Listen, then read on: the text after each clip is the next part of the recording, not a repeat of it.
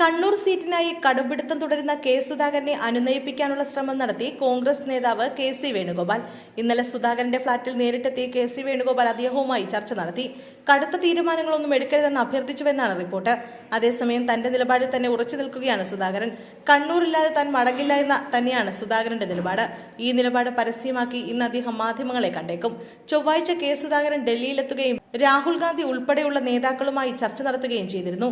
സുധാകരന്റെ നിലപാടിൽ കോൺഗ്രസിൽ ആശങ്ക തുടരുകയാണ്. അതേസമയം കണ്ണൂർ സീറ്റിനായി കെ സുധാകരൻ സമ്മർദ്ദം ശക്തമാക്കുന്നതിനിടെ കണ്ണൂരിൽ പരസ്യമായി തെരുവിലിറങ്ങി അദ്ദേഹത്തിന്റെ അനുകൂലികൾ. കെ സുധാകരന്റെ പിന്തുണയുമായി പന്തംകൊളുത്തി പ്രകടനമാണ് ഇന്നലെ രാത്രി നടത്തിയത്.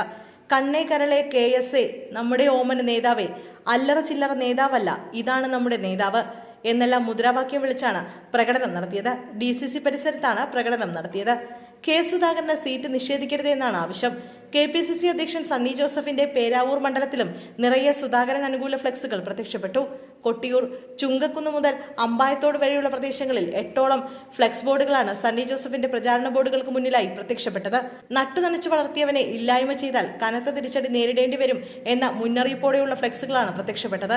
കെ സുധാകരനെ അനുകൂലിച്ചുകൊണ്ട് നേരത്തെ കണ്ണൂർ DCC ഓഫീസിന് മുന്നിലും ബോർഡുകൾ പ്രത്യക്ഷപ്പെട്ടിരുന്നു. കെ സുധാകരനെ മത്സരിപ്പിക്കാതിരിക്കാനുള്ള നീക്കത്തിനെതിരെ പരസ്യ പ്രതിഷേധവുമായി അണികൾ നിരത്തിലിറങ്ങിയതോടെ വെട്ടിലായിരിക്കുകയാണ് കോൺഗ്രസ് നേതൃത്വം.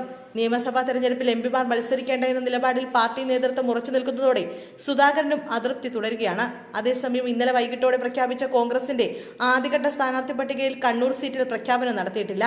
പുറത്തുവന്ന പട്ടികയിൽ MPമാർ ആരുമില്ല. സുധാകരനെ പോലെ അടൂർ പ്രകാശും മത്സരിക്കാൻ സമ്മർദ്ദം ചെലുത്തുന്നുണ്ട്.